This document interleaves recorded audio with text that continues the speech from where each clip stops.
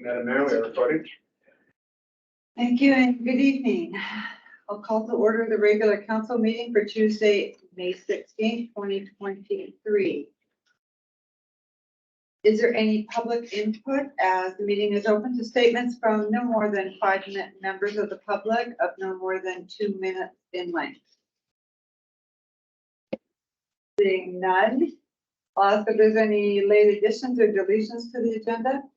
Madam Mayor, there is one small change to item 11.3, which is on page 44 and 45 of your agenda. There is an updated staff recommendation on the green piece of paper in front of you. The only difference is that the wording of the first paragraph is also adding Downton Park together with Fraserview Street as approved locations, which were also approved in 2022.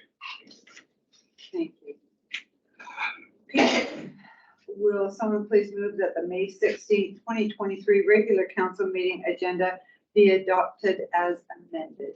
Councillor Reid, seconded by Councillor Flynn. All in favor? Carried.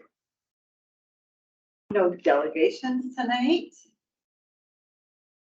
No public or statutory hearings. We'll go on to the adoption of the minutes. Will someone please move that the May 2nd, 2023 regular council meeting minutes be adopted as presented? And can I also move that the May 11th, 2023 special council meeting minutes be adopted as presented as well? Councillor McNary, seconded by Councillor Reid. All in favor? Carried. Any business arising from the minutes? No Verizon report. Move on to correspondence and petitions. I ask, does anyone wish to move one or more of the 5 correspondence items under 9.1 of the agenda? Please raise your hand. Seeing none, I'll ask that that somebody make the motion to accept the correspondence items as received. Councillor Flynn, seconded by Councillor Drew. All in favor? Carried. No reports and committees of council or commissions, so we'll move on to reports and presentations of staff. 11.1, the investment policy. I'll turn this over to the delivery. Thank you through the mayor. At the direction of council, and as I did promise during the budget discussions before you tonight, is a draft investment policy for your review and hopefully approval. The policy was drafted based on best practices and the practices of other local governments. The main focus is to outline for staff council's objectives in terms of the results they would like to achieve through the investment strategy. In accordance with best practices, the objectives outlined in the policy in order of importance are: number 1, adherence to statutory requirements. The community charter outlines the allowable investment options for local governments. Any investment must be in accordance with section 183 of the community charter. They are as well listed in the policy. Number 2, preservation of capital, ensuring that the funds are invested in creditworthy institutions to limit the risk of any loss to the district's capital. Number 3, liquidity, to ensure that the district has access to the funds needed on an ongoing basis. Investment terms should align with reasonably anticipated operating and capital fund needs. And finally, number 4, rate of return. After meeting all the other objectives of policy, the investment opportunity with the greatest rate of return would normally be selected to ensure that the investment grows at the highest possible rate. You may notice in the frequently asked questions regarding the MFA's pooled high savings investment account on page 30 of your agenda, that MFA does not require proof of an investment policy. However, they are relying on our confirmation that we have one in place. This is why we couldn't do any investing in the high interest savings account without this policy. As mentioned in the council report, there are other options for high interest savings accounts with the MFA. However, the CIBC account is the one being recommended by staff. They all offer the same rate of return, but the district already utilizes CIBC for our everyday banking. So for ease of use and efficiency for staff, investing with the same institution will allow us a little greater flexibility and timeliness for our transfers. And finally, as outlined in attachment 2 of the staff report on page 28 of your agenda, staff are recommending that just over $11 million be invested in the high interest savings account, which is currently offering an interest rate of 5.05%. It is also recommended that the district's remaining cash and cash equivalents, which would amount to approximately 1.8 million, remain in the everyday banking account with CIBC, which is currently providing an interest rate of 4.7%. All this together, the mix of investing, assuming interest rates remain steady, would increase the district's interest revenue by approximately $35,000 for the year over the interest that would be expected to be received if all of the funds were to remain in the everyday banking account. And will still allow for timely access to the funds required for the district's needs throughout the year. That's it. And can you just repeat that last sentence about the 35? Yeah. So if we left all of our funds in the current CIBC checking account that they're in, we would lose approximately $35,000 as opposed to June 1st investing this 11 million into the high interest savings.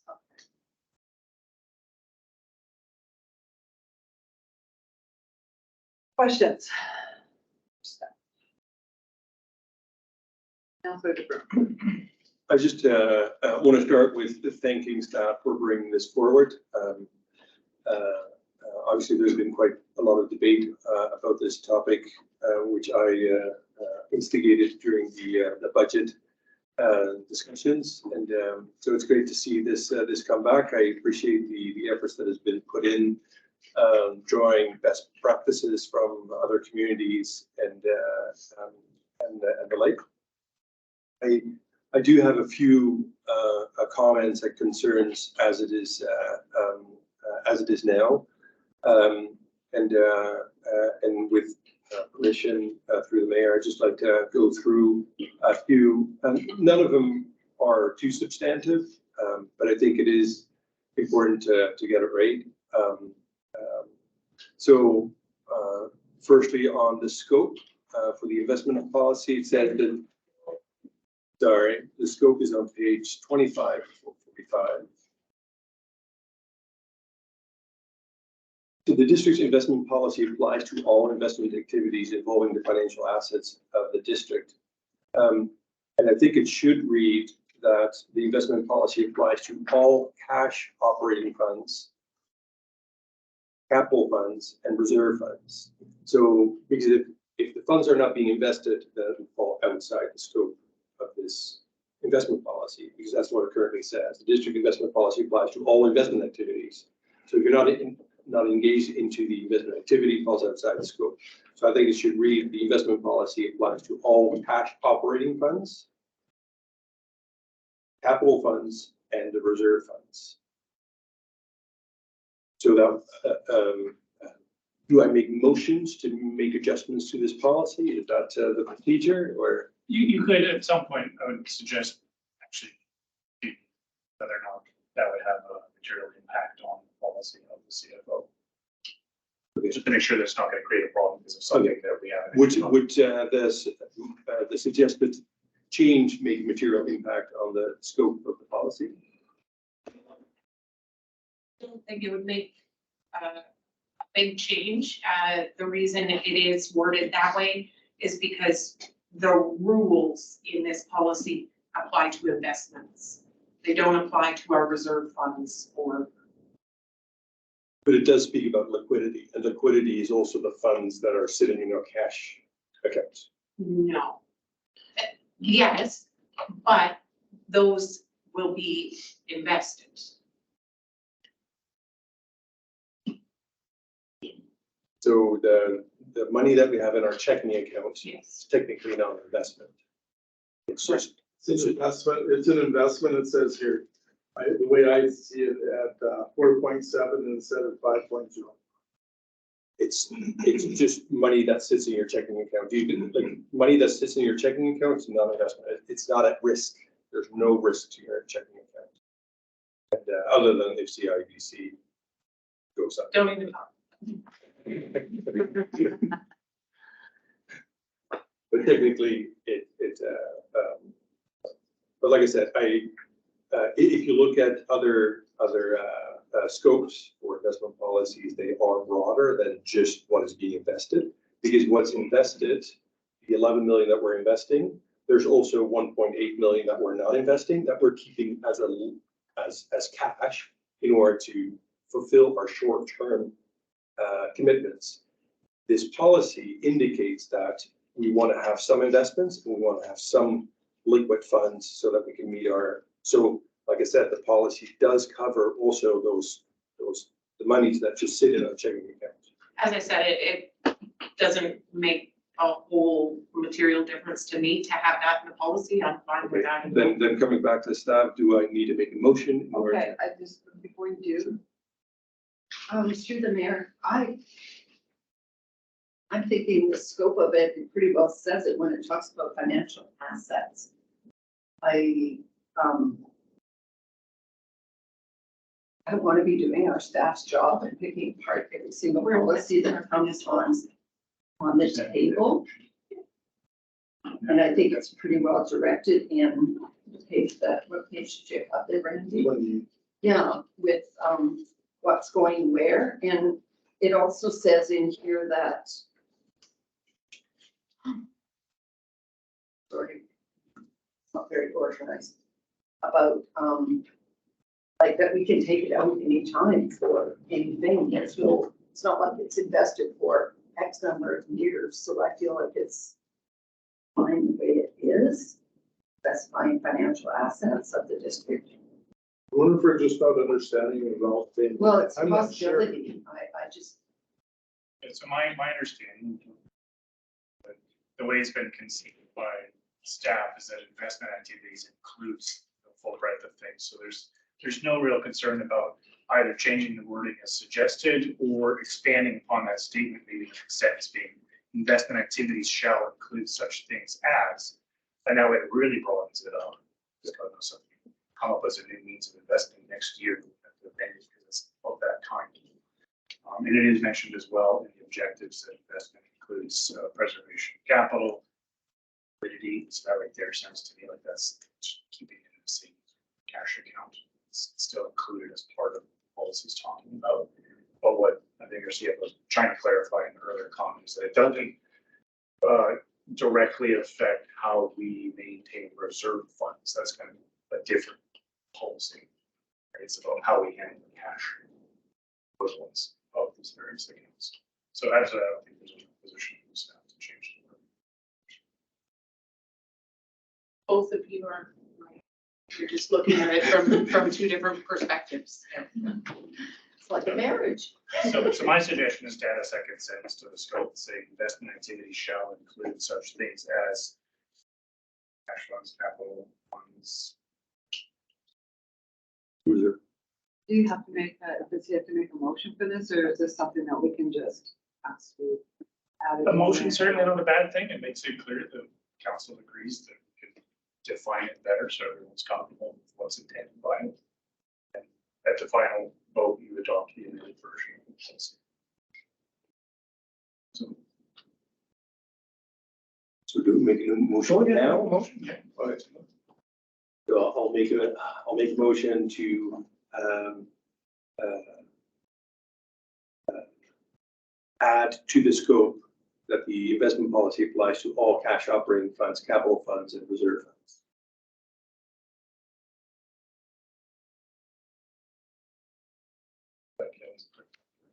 Is that- I'm glad Kevin's a quick typer.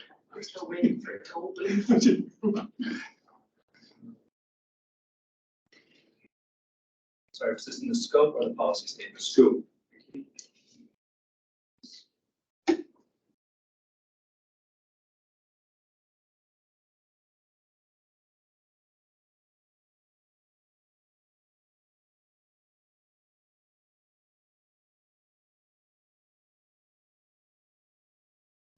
throw this up on the screen for everyone's.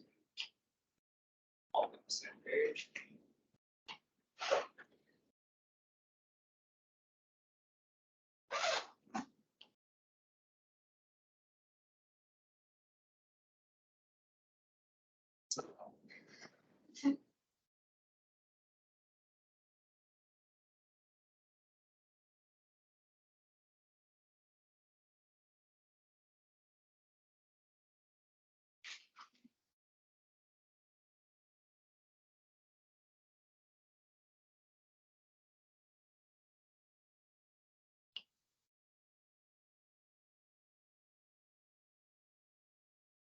I believe I said, would apply to all cash operating funds, capital funds and reserve funds.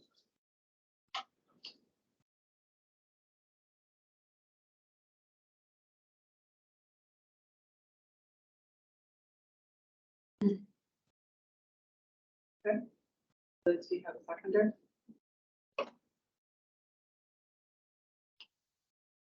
Councillor Clown, is there any further questions, queries, comments? I just want to ask Ralph a question. Why you want it written this way? Because if we don't invest, then the investment policy doesn't do anything.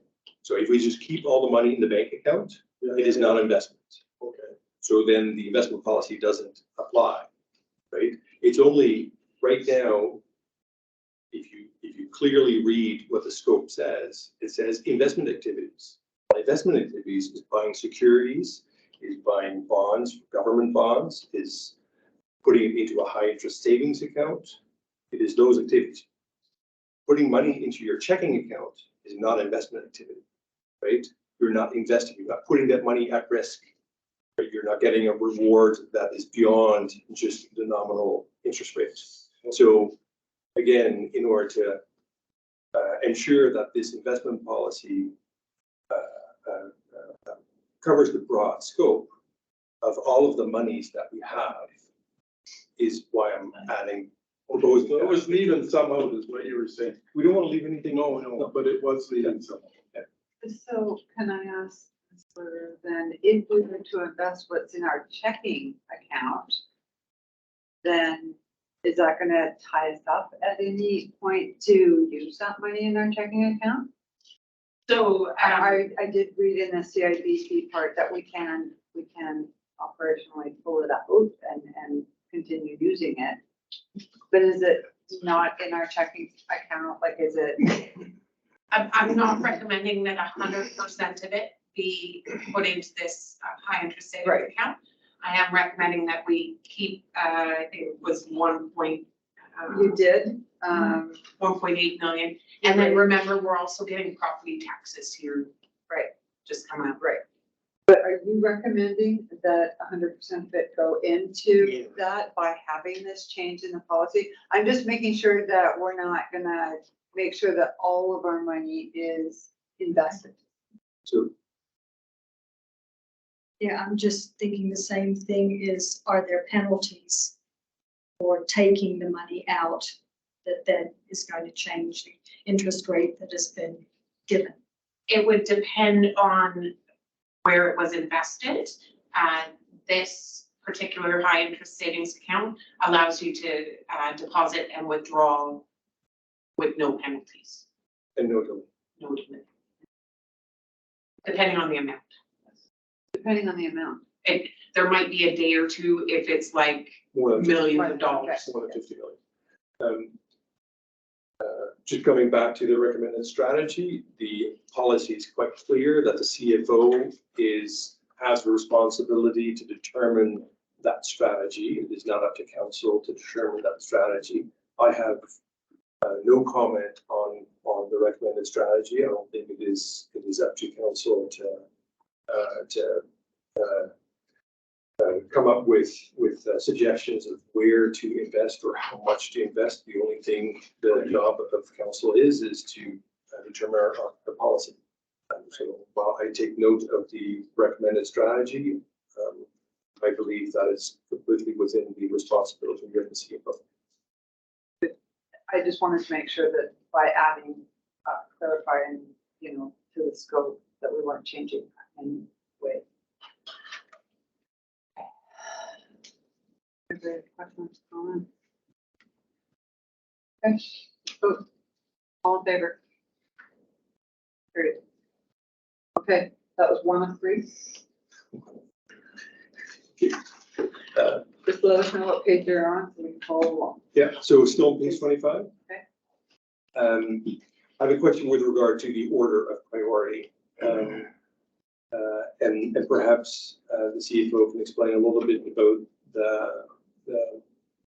the thought process for that priority, particularly because it may create some risks down the line. Through the mayor, so the sequence of priority is quite common across most local governments in their investment policies. Obviously, we do have to follow the law. So, I mean, really, that can't be anything but number 1. We don't want to lose any of the money that we have in the hopes of maybe making some interest and then, we lose it. We do have to have monies available at certain times, whether it's for payroll or whether it's for a big capital project or something like that. And finally, hopefully we're able to find a good interest rate. But this is just a recommendation to council. Council is more than able to change the order of priorities, add priorities, take something away. It's council's policy. So my suggestion would be to say that the primary objectives of investment activity shall be simultaneously these 4. The reason for it is that in this order of priority, I won't comment on 1 because we have to follow the law.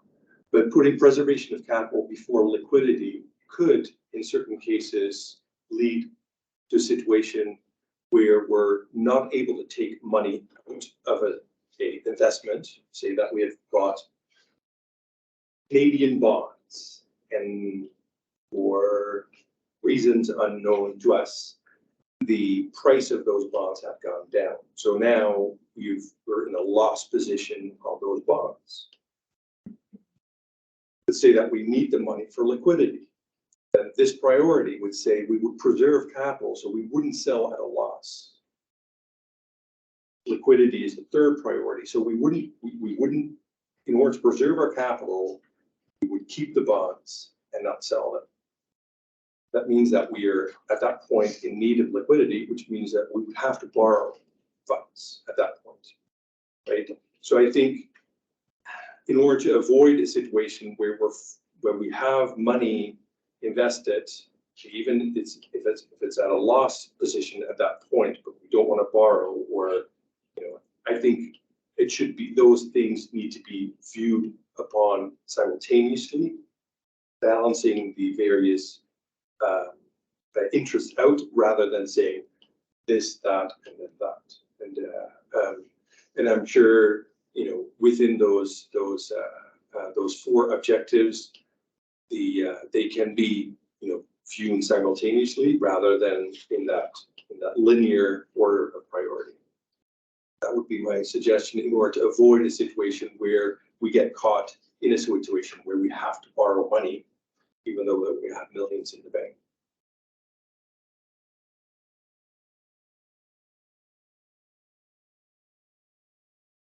Mayor, I do understand what you're saying. However, again, this is a policy, and this policy is more to give staff direction on how to invest the district's money. A situation like you're talking where, it's bond and now it's lost money and now we have to leave it there because of liquidity. That's going to be a council decision. That's not going to be a staff decision that we leave money in something that's losing and borrow instead. that's a council decision. And as with any other policy, council can choose not to follow it. So I mean, there's hundreds of different scenarios that could happen.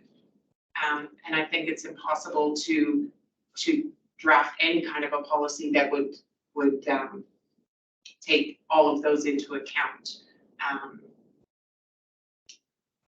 In a perfect world, this policy would work perfectly, however council decides to lay it out. But we know it's not a perfect world. And should something need to be done that goes against whatever policy council has approved, and it comes back to council. So council decides, do we leave it in there losing money and take out a loan, or do we pull it out and take a penalty? That's council's decision, not mine. That was my exact question. Whether it would be our decision in the end to say, we borrow money or do we take it out of a losing proposition?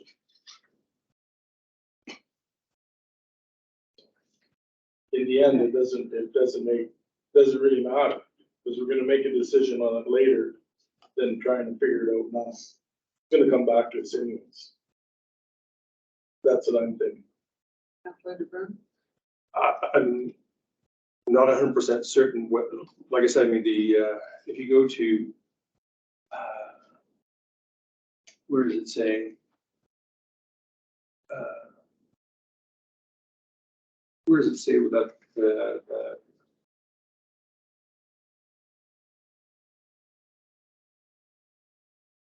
So at 4.3 on page 26, it says, and it says quite clearly, in accordance with section 149 of the community charter, the CFO is responsible for the control, administration, and management of the district's investment program in accordance with this policy, which I think is great. I mean, we shouldn't be sitting here debating whether or not we should invest $11 million in Canada savings bonds or Vancouver municipal this and that bonds. I mean, that is not our responsibility. And if those bonds are not performing well, it's not our decision to sell those bonds. Like that's, we set a policy, and I think ultimately it is the CFO of that we delegate to make those decisions, whether not to sell, buy, hold, or do whatever. And I'm sure, you know, the CFO will seek the advice of the appropriate people at financial institutions to guide her decisions. And, but I don't foresee that when she sets those 3 priority or 4 priorities, that it necessarily comes back to council for discussion. So it does on number 6, so it does say that the chief financial officer will provide information to council regarding the investment portfolio annually within the financial statements. There's correct. that. So it doesn't say that will come to That's council. right.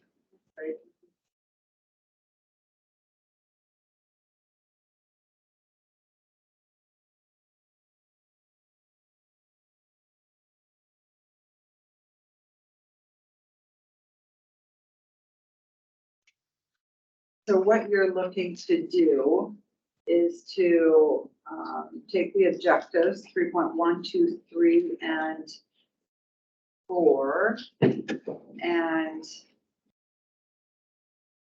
adhere them together somehow, like, and not really put them in order, but to. If I'm hearing correctly, what you're suggesting basically is take out in order of priority. And replace it with simultaneously. And that gives the leeway to the CFO to balance the 4 objectives appropriately. in order to avoid unwanted situations that could be created in one of those million scenarios that could come forward at some point. And avoid a situation where she makes decisions that are not in the best interest of our community because we're now fixed to that order of priority. Oh, I was thinking it's kind of saying the opposite to that. They're giving them authority to make changes already without going through council.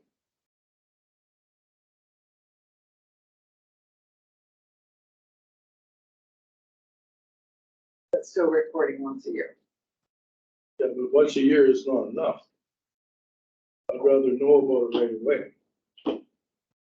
Because we can trust our council now, or staff now. Down the road, Kevin. Meaning is should you leave? And we hire somebody else, person that we think that is great, but they're no Joni. And the reason I say that, I've had personal experience with that. And Go ahead. Go ahead. and understand, at the same time, we delegate all authority. And whether or not it's for the investment portfolio or whether or not it's for snow removal or for all that authority has been, we delegate, right? And we set a framework of rules that includes prudence and ethics and conflict of interest and all these other sort of, boundaries to say, okay, within these boundaries, you can play, right? You can do your job within these boundaries. You go over, then there is reason for further discussion or whatever, right? But the policy basically sets out the boundaries, right? And it also provides space for staff to make decisions. And what I'm saying is that I think this order of priority is too specific that may not apply in every situation. And therefore, I would like to give the CFO a little bit more leeway to make the best decision in those cases where maybe preservation of capital at that point needs to be reined in order to meet liquidity. And again, I mean, there's millions of scenarios out there, right, that could overcome, and it's likely not to happen, but policies are drafted for those cases that are likely not to happen. So I'm going to ask staff if they have the comment on the impact that this will have or not have. So you can provide us some guidance with. Yeah. So fantastic conversation. You're right that there's authorities given in the law to the CFO. Absolutely, no policy can override those statutory rights.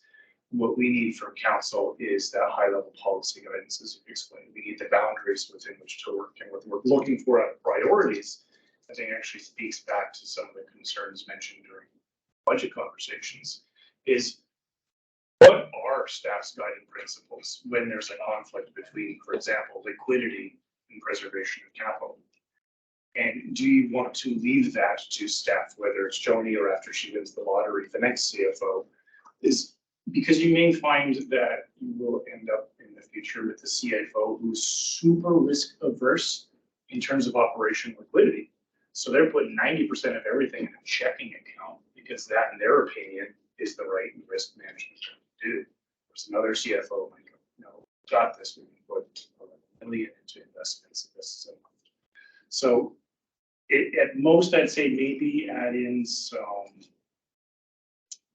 generalization words into it so that in general, these are the principles in priority order, so that when all else is equal, the CFO goes, I can go either way in this, but the policy says I should lean towards preservation of capital over liquidity. So that's the direction I'm going to lean in this particular case.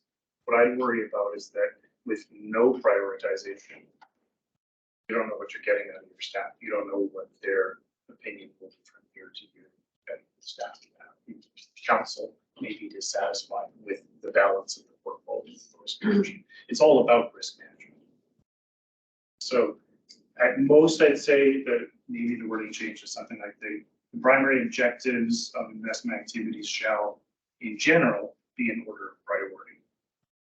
So there is some leeway for the CFO, because there will obviously be, I would think, obviously, thought about all these things when making any particular decision. That just because preservation of capital comes before liquidity, it doesn't mean that liquidity is not thought about at all. It's that when all else is equal, this would take priority.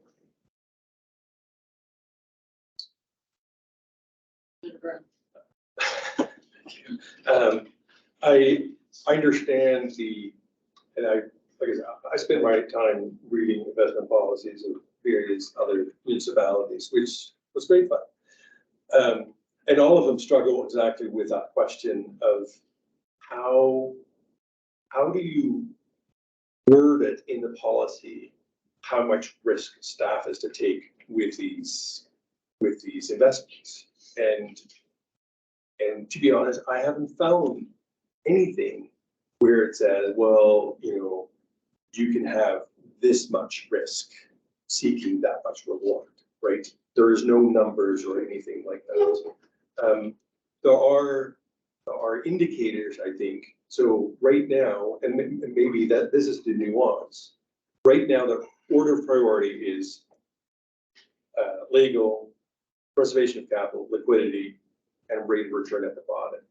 By indicating simultaneously, they become all sort of at the same level, meaning that we still have to meet all of those things at the same time, right? So instead of having rate of return at the bottom, it is being pushed at a level where all those things are being considered simultaneously. I would also, and this is, I'm jumping forward a little bit in the hopes that, these things can help clarify a little bit, but in the preservation of capital, it says basically investment activities shall be undertaken in a manner that seeks to ensure the preservation of capital. I would suggest to include to ensure the long-term preservation of capital, right? Which indeed indicates that if our capital, because of our investment policy, sees a little bit of a dip, like many of our investment portfolios have seen a little bit of a dip at some point, as long as the long-term preservation is ensured, then that is more important than the short-term preservation of capital. Short-term preservation of capital is may lead to a very conservative strategy. I also have some comments with regard to maturities.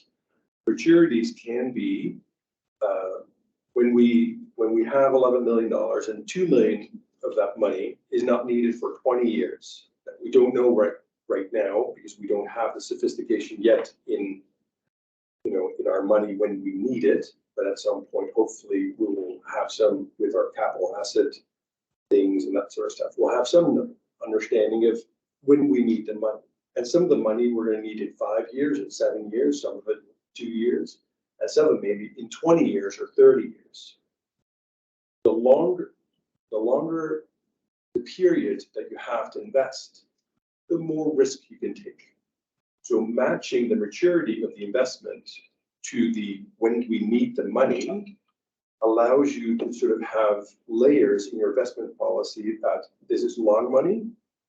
This means that I have a little bit more risk in this money. This is my short money, no risk my short money, right?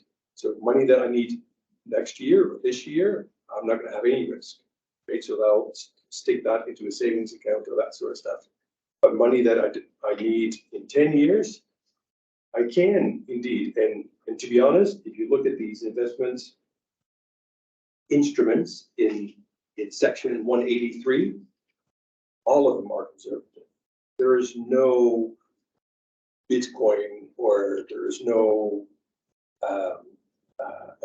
shares in companies. There's no mutual funds, anything like that. Nothing of that sort is actually in this list. This list is Canadian bonds, securities guaranteed for principal and interest by Canada. So, like I said, all of these things are very, very safe. On the safe side. So we're not doing anything risky, but we do a little bit more risk within these things. So by specifying maturities and by talking about long-term preservation, hopefully those indicators give a little bit of input to staff. But ultimately, yes, staff could decide ultimately to put everything into a check. Oh, nothing that we can do about it. That's Long answer, and I'm not sure if there was another motion in there. Was there a motion to add a word like in the preservation of capital? What was the first motion? We went past all that. So So the first motion is to not go in order, but to do Simultaneously. simultaneously. But then staff has suggested to be more, to say the primary objectives of investment activities shall be in general order of priority.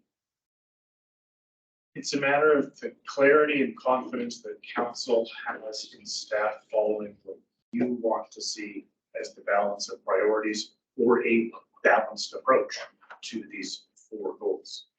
That's kind of how I've seen it when you sign up for a new investment, right? Like are you planning long-term, high risk, short-term, low risk, or do you want a balanced approach? Right? So it's the simultaneity of it.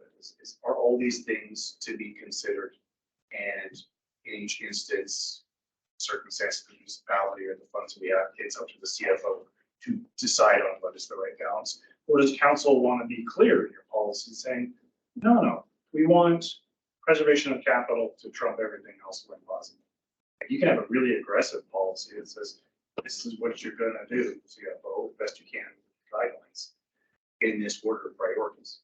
But it is up to you as a council, your comfort level. How tight you want that control. Councilor McNary, did you have a question? I think that council should be aware of what is going on.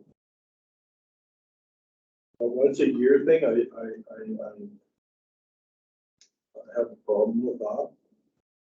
Some nice things can be pretty haywire in a year, and we can get ourselves into trouble. And as far as long-term investments and whatnot, Ralph's talking about, I don't think we should be making any long-term investments for future councils and whatnot. That's my problem. So with the investments, finances, are they not coming back every quarterly anyways?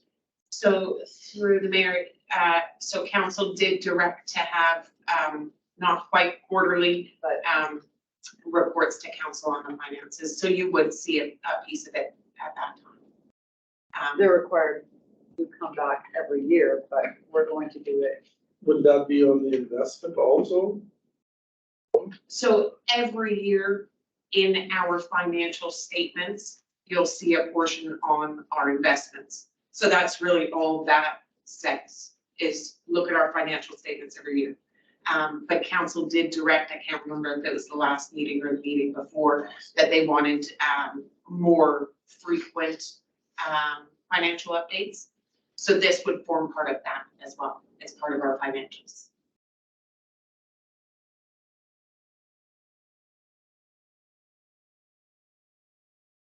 If you can understand.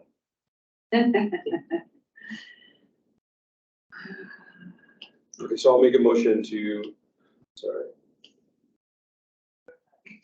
I'll make a motion to amend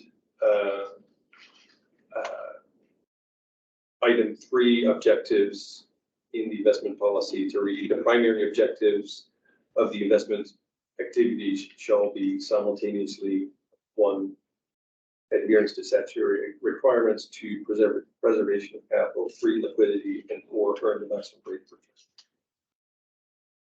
Seconder? Councilor Weed. Before I call the vote, any more questions?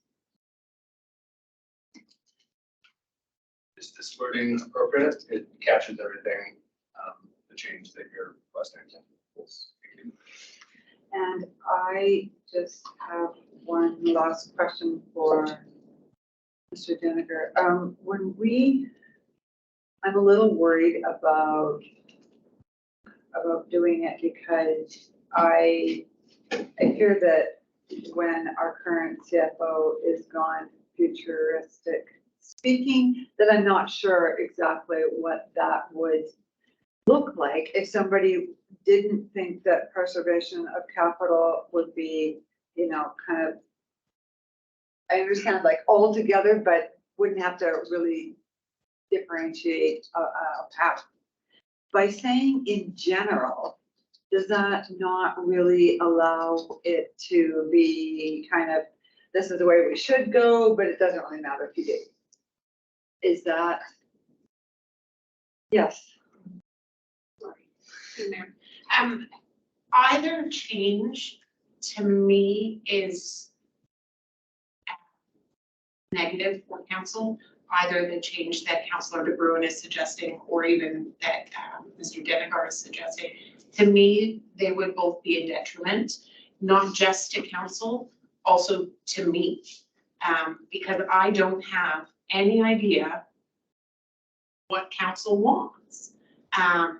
The way that it is laid out here, and maybe council wanted to, put liquidity number 2 and preservation of capital number 3. That's fine. I have a guide to follow. And if, in my opinion, we should do something for whatever reason, maybe it's because, we've heard that interest rates are going to tank or something like that. So in my opinion, I think we should do something, but it doesn't follow this policy. I have to bring it to council and you have to decide.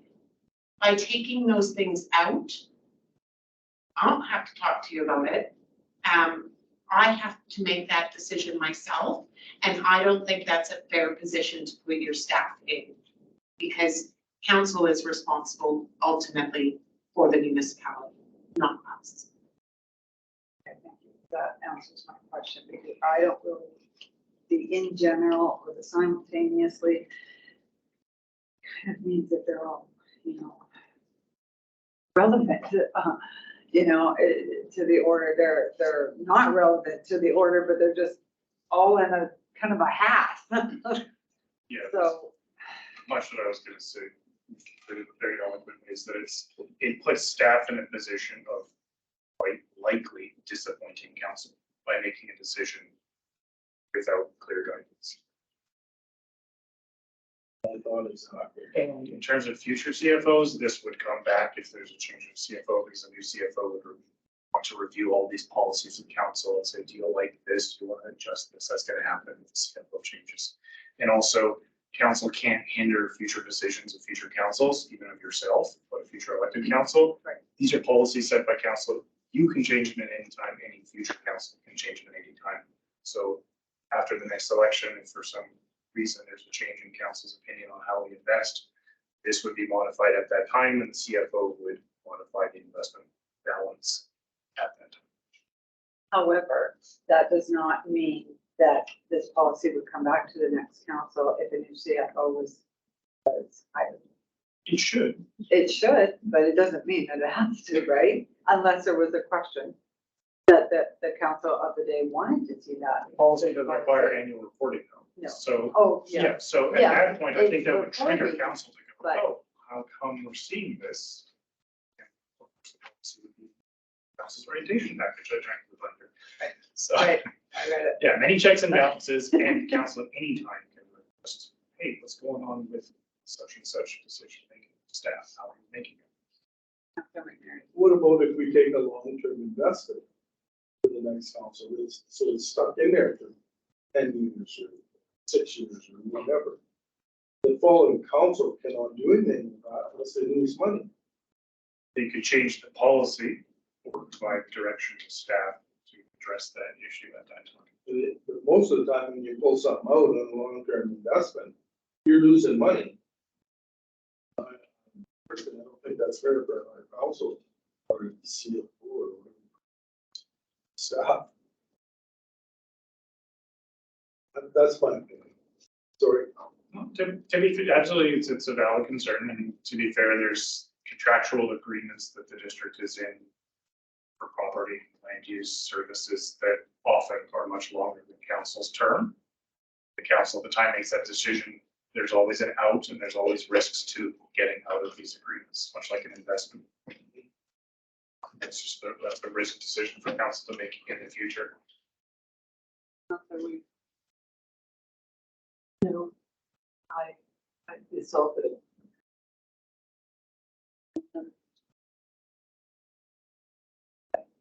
That motion was seconded. Call the question. All in favor of the amendment stating that the draft investment policy be amended by rewording section 3 objectives by replacing in order of priority to simultaneous.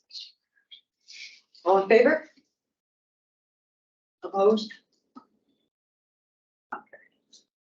Okay. 3-3. Good. Okay. We're good. Okay. Now, I'll get a motion that the council approve the District of Lillooet's investment policy number FN08C as amended.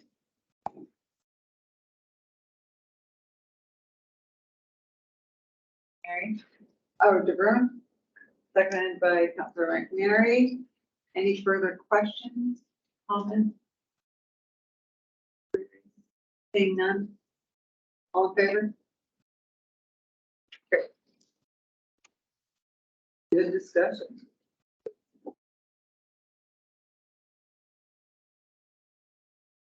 Ralph asked my other question.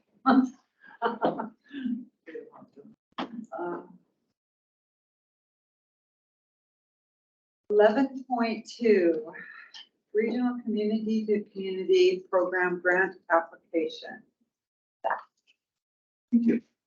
This is one of those standard requests to council because the grant program requires a resolution for council, but it's also a question, honestly, of council is, do you want to participate in a community program? Taking this fall.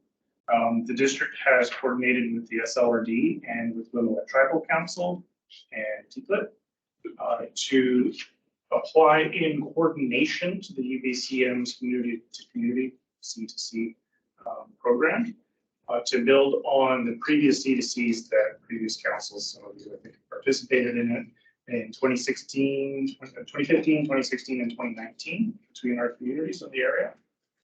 So there's great interest from the Tribal Council and the SLRD. The deadline for the application was last Friday. So we just went ahead and did it all. And we're really hoping you say yes, but you can say no, and then we'll let UBCM know, and that's fine. We'll let UBCM know council's not interested in it this time, and then we'll just apply to the next intake. There's 2 intakes a year. We have 1 year to spend the funds. But yeah, LTC and SLRD are looking forward to having all this get together in this fall. And they'll be applying, LTC also applied for another one, so we're hoping to do back to back, sort of a general one hosted by the district and one specific to the Stanley Cultural Center shortly thereafter in a week or 2. And it would all be supported by consultants and facilitators of the discussion. So that's part of what the funding goes towards, so that there's not an extra burden on staff, the expert in facilitating such complicated discussions. And then if that goes well and there's more to talk about, then the SLRD would put in a 3rd application, which would continue on those conversations into the spring. So the idea is to all work together and coordinate so we get the maximum amount of funding possible. The funding available from the C2C program right now has some extra funding that hasn't existed before. So the funding we're doing for now is what's always been there, which is we're simply facilitating a gathering of all the community leaders and special guests that we think are influential.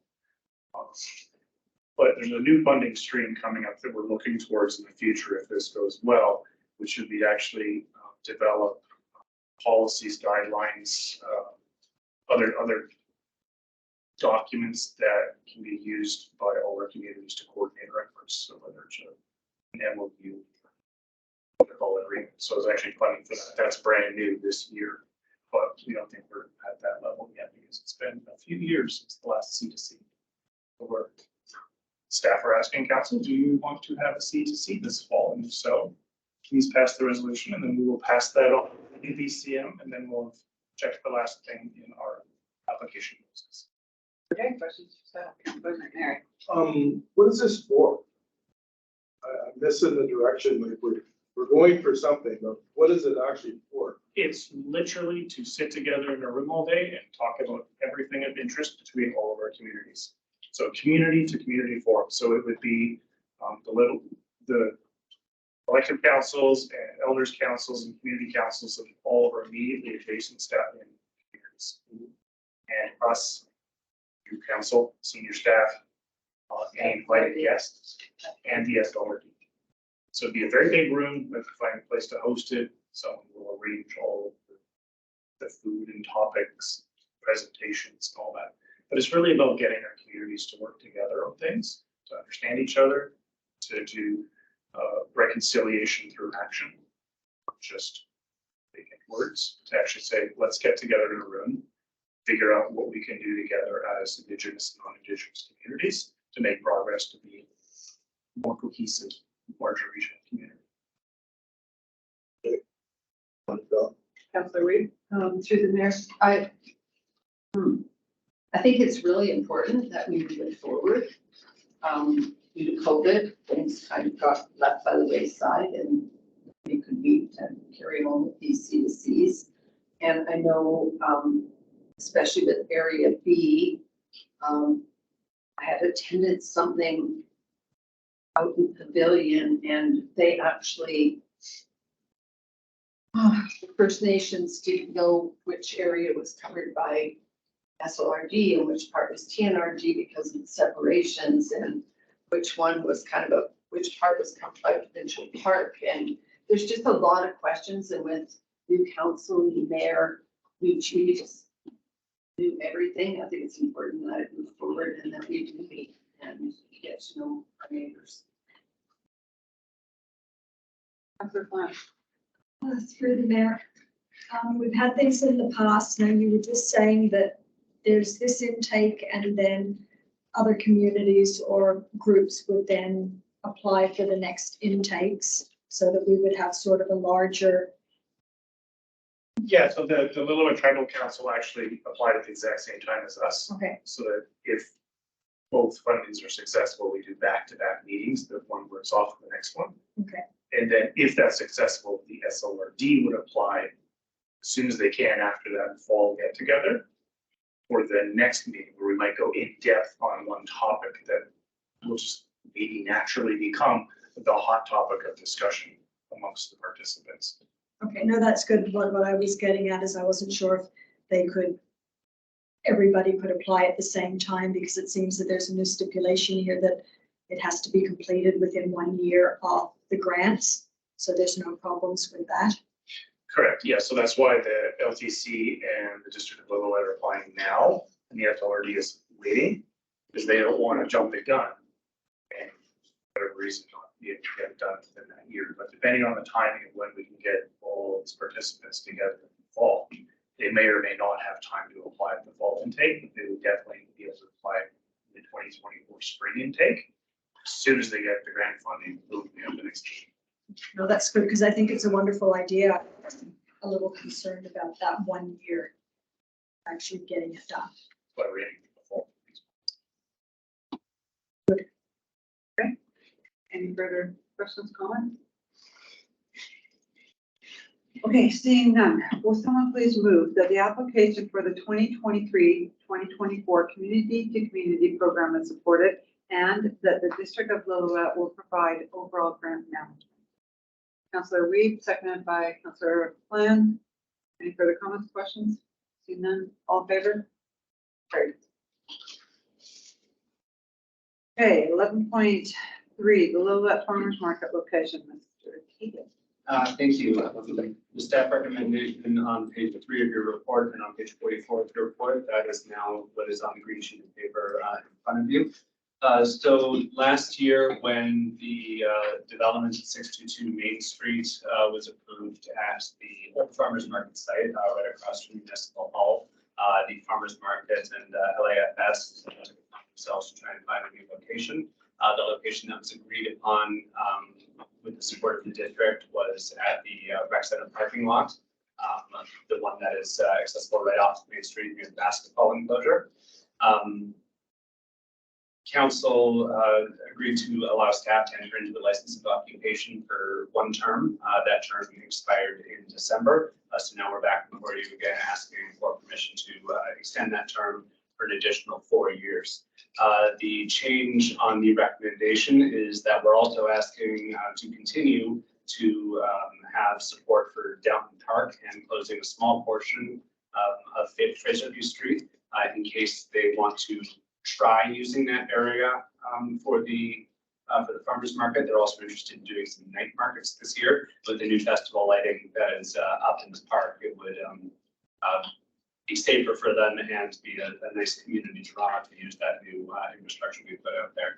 They've also indicated that they would like some upgrades to the parking area that is currently hosting them, and the response from staff has been that we have licensed it to them on an as-is fashion. That whole area is still subject to the cultural center project that is undergoing, which means that we're not going to want to recommend spending money on upgrades at that point, only to have to change it in a few years if we begin construction on something else.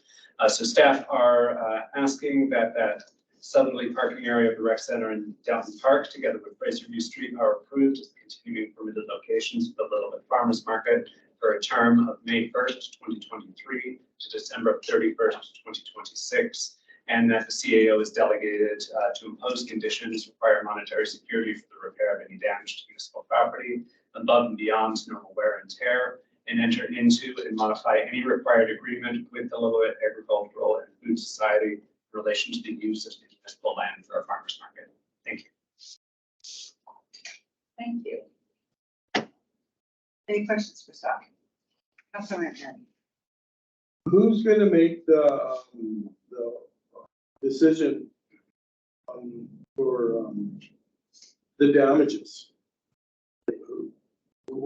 Is there a boundary there? Like, they've got to be between normal wear and tear, and then so what's normal wear and tear compared to damages? That's As part of a setup, say in Downton Park, one of the first things we would do is send out someone from Public Works to mark where all the irrigation lines are, so that they were clearly aware of where that underground infrastructure is, not to stake anything into the ground to damage it. If they do it, that would be above and beyond what one would consider normal, because we informed them of the issue.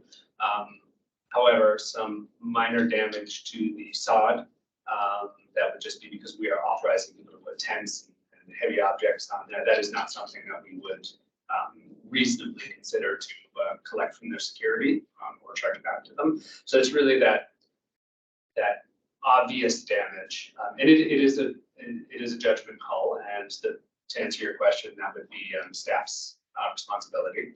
But it is a judgment call to what one would consider normal wear due to bringing more people out to a park rather than malicious damage. yeah, okay. Further questions, comments?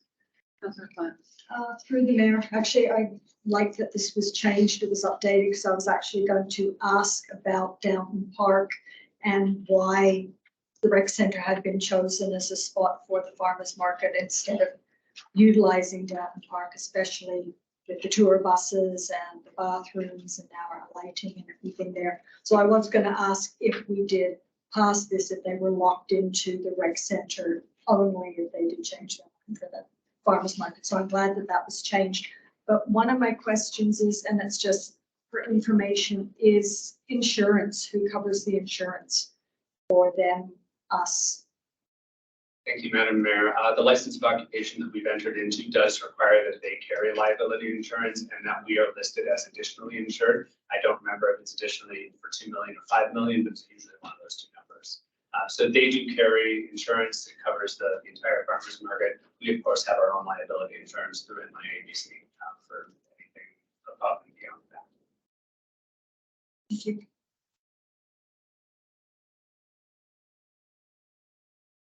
Okay, I need a motion that the southerly parking lot of the rec center and Downton Park together with Fraser View Street are approved as continuing permitted locations for the Lillooet Farmers Market for a term of May 1st, 2023 to December 31st, 2026, and that the chief administrative officer is delegated to impose conditions, require monetary security for the repair of any damage to municipal property above and beyond normal wear and tear, and enter into and modify any required agreement with the Lillooet Agriculture and Food Society in relation to the use of the municipal land for a farmer's market.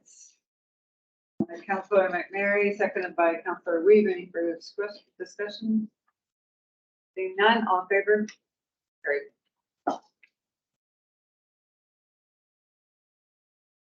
Number 12, bylaws and resolutions, none. Any notice of motion? Councillor DeBrusk. I would like to provide notice of motion in which I will ask, and in the motion, I will ask staff to develop, or I would like to consider to ask staff to develop a temporary solution for the homelessness in our town. This comes forth from the following considerations. We've seen a number of camps around town, some on municipal property, some on school property, some on private property. And these camps at times cause public safety and public health and safety concerns for those living in these camps, as well as other community members. But also considering that the province of British Columbia is ultimately responsible for housing and mental health. And in consideration that local community organizations such as the Lillooet Friendship Center are doing what they can to alleviate the issues around homelessness and mental health issues in our community. Also in consideration that there is no expectation that this issue will be resolved by the province in any short term. And where executing trespassing orders only leads to constant migration within our town limits of these camps. I therefore would like to table a motion where we consider to ask staff to develop a plan that would identify a specific site within our town where the trespassing order would not be executed, which would allow for those that are not able to maintain proper shelter to temporarily stay in this site. Recently, Williams Lake implemented such a solution. As such, my notice.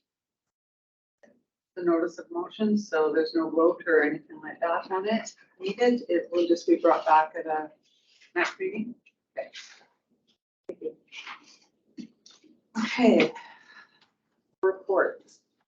So May 11th, I along with council met with Ontario Health reps, Kathy Dual, Executive Director, Clinical Operations, and Diane Chendrick, VP Clinical Operations. Council reiterated the need for a new medical clinic, seniors housing, assisted living, and a nursing residence.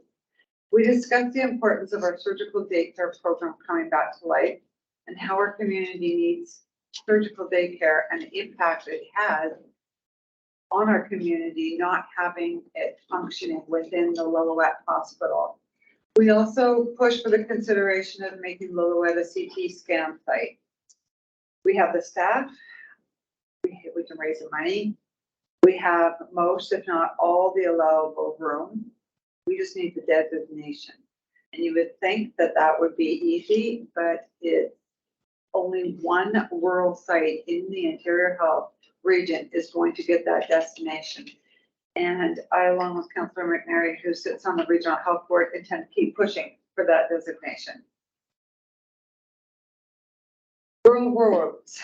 Actually, it's kind of the rural roads, Whitney Road, past Airport Road, and Cooks Road, a few others. I just wanted to thank CEO Jeremy Dennegar and John Darling for taking that drive and walk and doing an assessment on those roads. Roads are a huge priority for us. They are also a huge expense. So we need to do it right. And I look forward to hearing some options in the near future. Lastly, I'd like to say I'm saddened by the vandalism that occurred last night around the museum in Downton Park and the tree stud that was lit on fire on a property between the district office and a post office. And for whoever did that, like, shame on you. That's it for me. Thank you.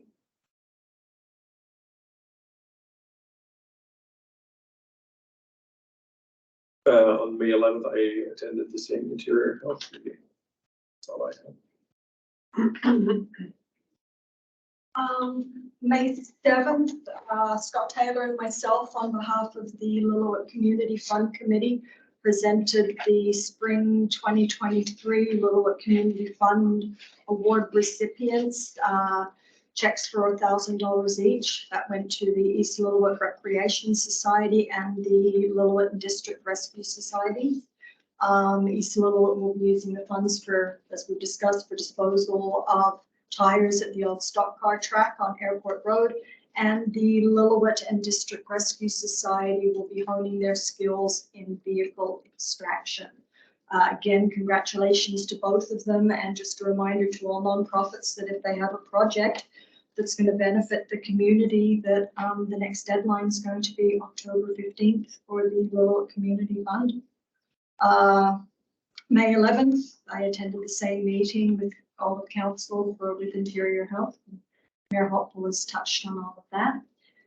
And then lastly, last night I did attend the Fire Smart presentation at the Rec Center mezzanine. It was hosted by the Community Wildfire Roundtables, and they had fire safety expert Alan Westhaver presenting. There was about 25 people there in attendance. Mr. Westhaver gave a presentation on wildfire preparedness and what we can do to reduce the risk. Wildland fires are inevitable, but there are simple things that we can do and choices that we can make.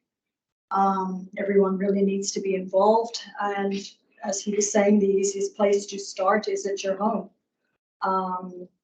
One of the things that they said that everybody should learn is HIZ, which is home ignition zones, and how to work with your neighbors to reduce the chances of wildfire hazards. I do have a manual that if anybody would like to look at, it's in a real KISS format, so it's very easy to get through and it is quite informative. Unfortunately, I couldn't stay for the whole presentation, so I did miss the end of it, but they are videotaping it when they go to Williams Lake, and it is going to be online. So when it does come available, I think it is really worth your time to actually pull that up and have a look, because there was lots of interesting information there. That's it. Thank you, Mary. I was at the same meeting you were with the health board there. That's all I've been. Anything personal. Moving on. Councillor Reid. I was at the same two meetings on May 11th, but seeing as I missed our last council meeting due to computer issues, a little update on the SOCA conference in Vernon from April 25th to 28th. It was a record attendance, and the net income came in at $42,452 over our budget, which was phenomenal. At the end of the conference, they handed out evaluation sheets to see where improvements could be made and what was well received and what wasn't. Now they're forming a new committee for the 2024 one, which will take place in Kamloops. Our resolution was defeated once again, and the only feedback I got was that they figure, a lot of people figure it will create confusion with the STEP program and the building codes that are already in place. So I don't know where council would like to go with that. I was reelected to the board, which I'm very thankful because there was lots of new people there, so there was lots of networking.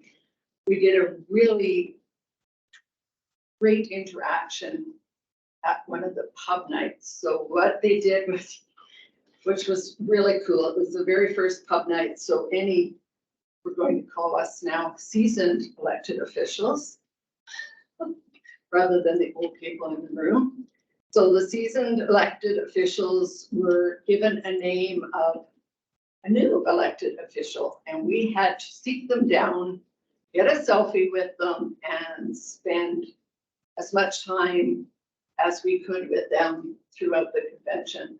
It was really great. It was great fun, and we got to meet the new elected officials from the different communities, and all my fear of who's going to take care of me in my senior years kind of went away, because there's a lot of really smart, eager young people on new councils and a lot of eager young mayors out there. And it's just, yeah, I think the world is changing and we need to change with it. That's all I have. Thank you and congratulations. Thank you. Dale? Thank you. Three things. Number one, Downton Park, the project, which I know that Mayor Hall has spent, I think, the last 4 years advocating for. It is about to be done. It is planned that the public washroom there will be opening this Saturday morning. They're going to do a big clean of it on Friday, all that construction work. But yeah, it is on schedule to be open for the May long weekend.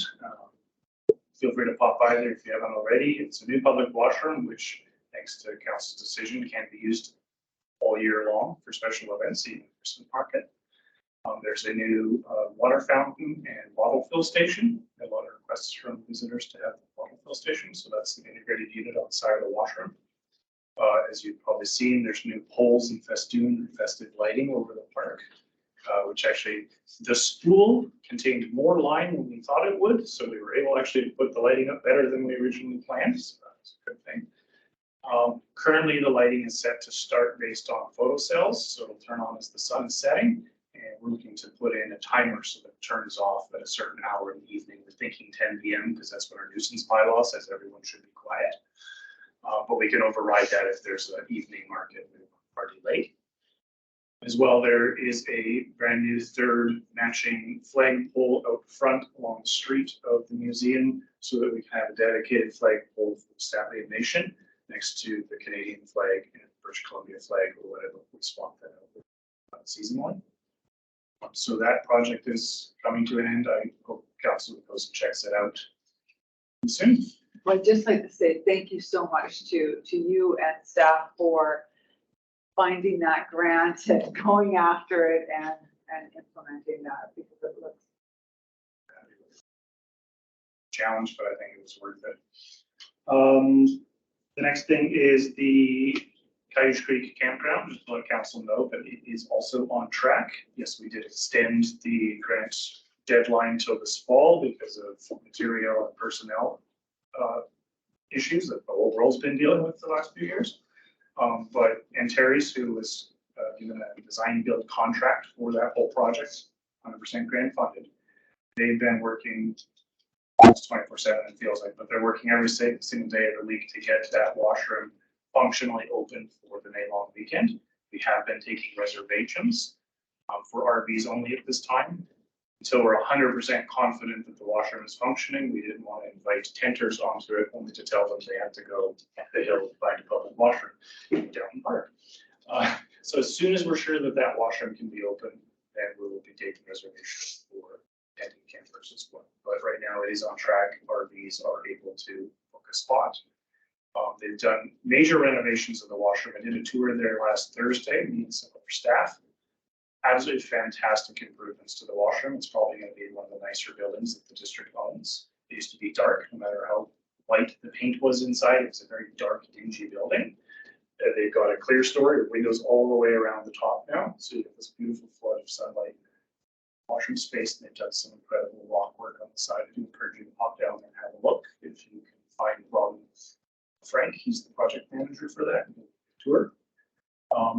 Another grant that was done at the same time was for restoration of the caboose, which was moved to a more prominent location.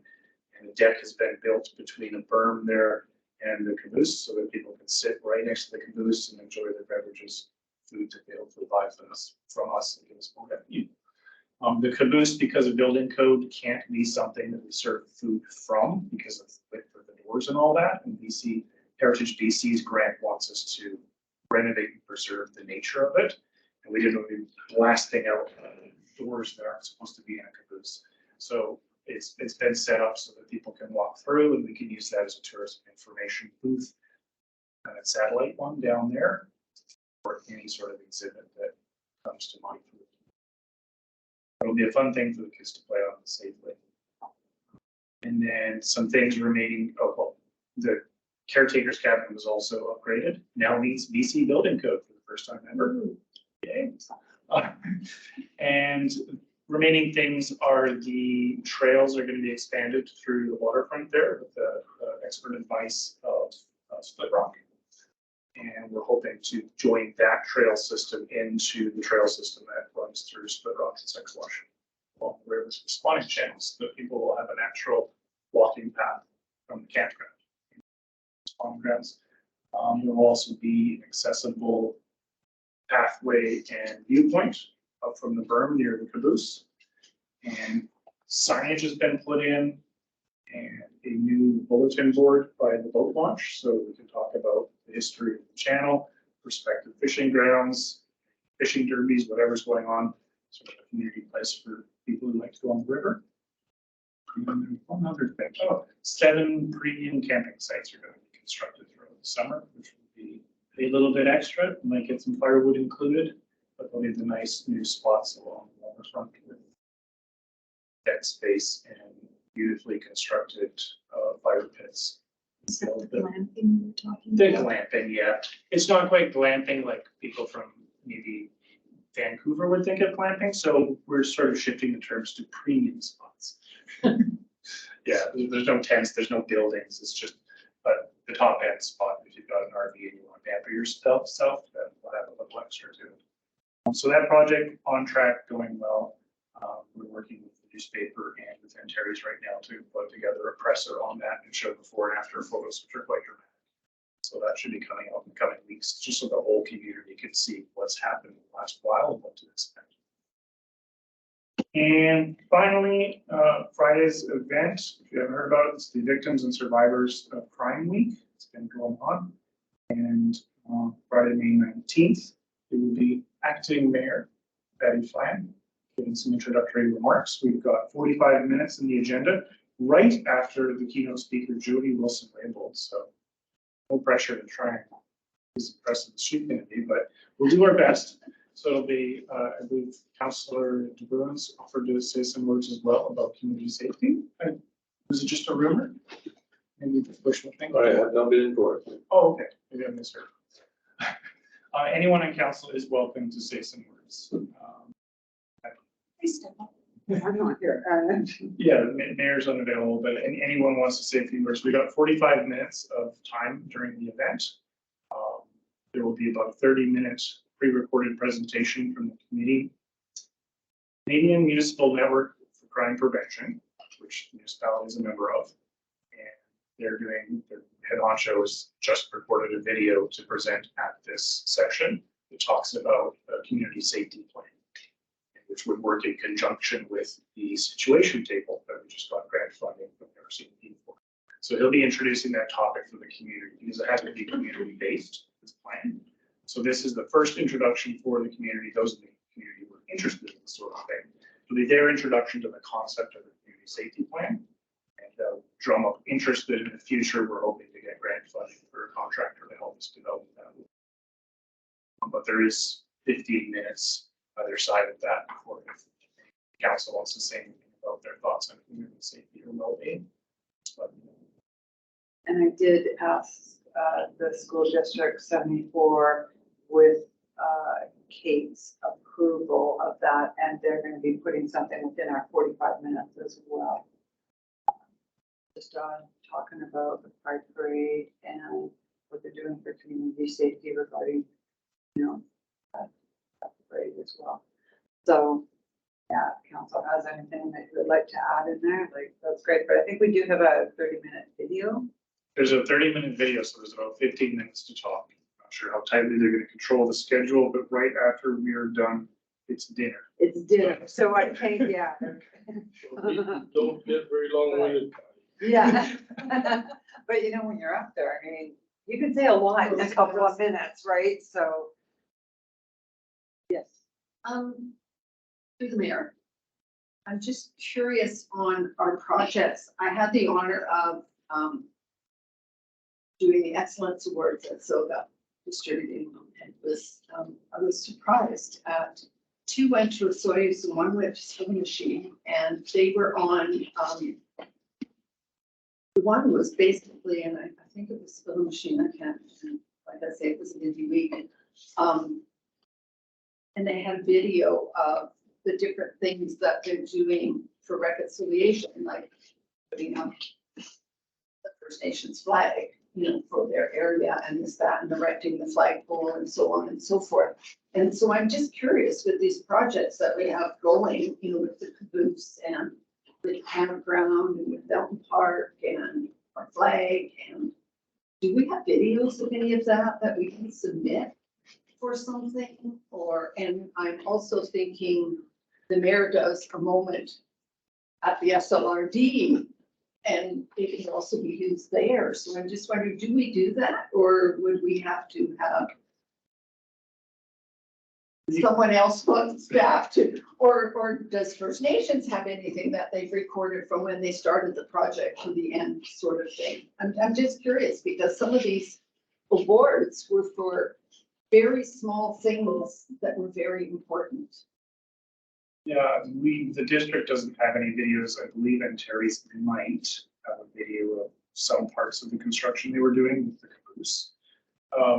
There are a lot of photos of construction in progress, both of the campground and in Denton. But there's no dedicated staff for communications. We have a budget for it, but we don't have even the time to find a communications contractor. Okay. So it's certainly a challenge to not just be home. Not talking about it, but yes, we can certainly look at trying to bring these things up. Well, like I say, I've been at the event where at UDCM where they do the Excellence Awards and whatnot, and you know, but these ones, like I say, it was just 2 communities, and 2 of the awards were something so small and so simple, but so important for the reconciliation part that it really gave a lot of impact to the people in the room. So I just wondered if Do I hear you something in proposing? future. No, I'm just putting it out there for future whatever, right? Well, I'm just asking if you would like to propose I that could you take a put picture. together with the pictures that staff could Well, I'm provide. thinking even with the pictures, so I know Mr. Taylor, when I had to do my presentation, when I was on the SLRD, I believe it was Mr. Taylor, and it might have been our CAO. I'm just gonna give Mr. Taylor the credit, put together a very nice documentary type thing for me for our area. Well, that's because you're control freak and I let it happen I with didn't someone know. else. I did not know that could happen, that I could just hand it over. I'm more conscientious of staff time evidently. You have to ask. Anyway, Just for future. Counselor, I took that as you would like to do that, and we're good with that. Councilor McNary. Just a question for staff. Who's looking after the campsite? Do we have somebody gonna live in that house down there? No, the house isn't for living in. It's a caretaker's home for tending to users. It is the operational contract that we've done in the past where we contracted it out. Those funds are being redirected to district staff who will run it directly, which helps round out the staffing, specifically of the recreation department, which is now looking to take on more parks duties. So it provides opportunities at zero extra cost to taxpayers to actually improve our services and get a better mix of staff capabilities and better, more direct oversight of how the campground operates and visibility into revenue opportunities on campus. So I mean, what they did to the house, so. Yeah, so there may be a possibility of a staff member RV, like, you know. So that might be part of something we work out with the union, but that's all very up in the air style, we think that would break down, but it is intended. So I figured out that. I just want to know what time you can pay for both ones. Okay. Any other questions for staff or anything? Okay. No new business. Media and public question period. The meeting is open to questions from the media and public. I have a question for CEO. You mentioned signage down at the campground. Does that mean a new sign at the entrance? I'll have to see if that's included in the grant. Been emailed you. I know they did a new sign once you're in the campground, the one you see at the bottom of the road is new. I'm not sure if they plan on doing it. Oh, yeah, I agree. It's been a lot of staples and nails. Been through the war. Any other questions? Seeing none, will someone please move that the May 16, 2023 regular council meeting be adjourned? Councilor McNary, seconded by Councilor Swan. All in favor? Carried. Thank you.